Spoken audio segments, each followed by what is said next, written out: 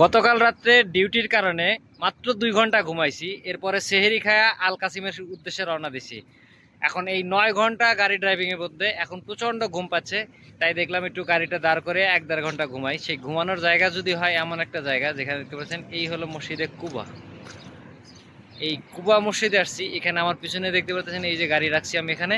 আমি একটু গাড়িতে 1 থেকে 2 ঘন্টা ঘুমাবো। এরপরে ইনশাল্লাহ জোহরে আজান দিলে মসজিদে কুবাতে নামাজ পড়ে ইনশাল্লাহ আবার আল কাসিমের উদ্দেশ্যে রওনা দেবো। দেখেন কত সুন্দর পরিবেশ, আমি একটু দেখাই আপনার।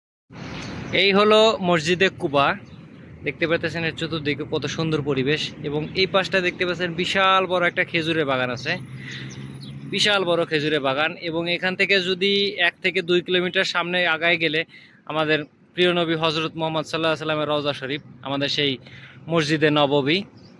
খুব সুন্দর পরিবেশ। যাই হোক আলহামদুলিল্লাহ একটু সুযোগ হইলো এখানে একটু নামাজ পড়ার। তো যাই হোক 2-1 ঘন্টা একটু ঘুমিয়ে নেই, তারপরে নামাজ পড়ে কাসিমের উদ্দেশ্যে রওনা দেব।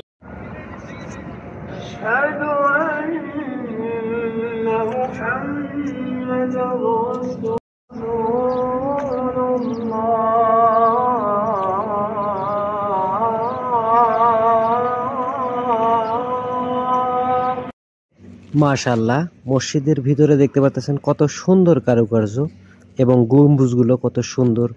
এবং এই পাশটাতে দেখতে পাচ্ছেন মসজিদের উপরে অনেকটা খোলা, উপরে দেখতে পাচ্ছেন সামিয়ানার মতো দেওয়া। আলহামদুলিল্লাহ আমি এইমাত্র মসজিদে কুবাতে জোহরের নামাজ শেষ করে বের হইলাম। তো আমি এখন মদিনা থেকে আমার আল কাসিমের রাস্তা, আমার এখনো প্রায় 400 কিলোমিটার বাকি আছে, মানে 4 ঘন্টা রাস্তা বাকি আছে। তা আমি মদিনাতে এর আগে আলহামদুলিল্লাহ বেশ কয়েকবার এসেছিলাম, কিন্তু আমার আল কাসিমের রাস্তা এটাই প্রথম। তো সবাই সাথে থাকবেন, দেখি আল কাসিমের নতুন কিছু আপনাদের সামনে তুলে ধরতে পারেন নাকি।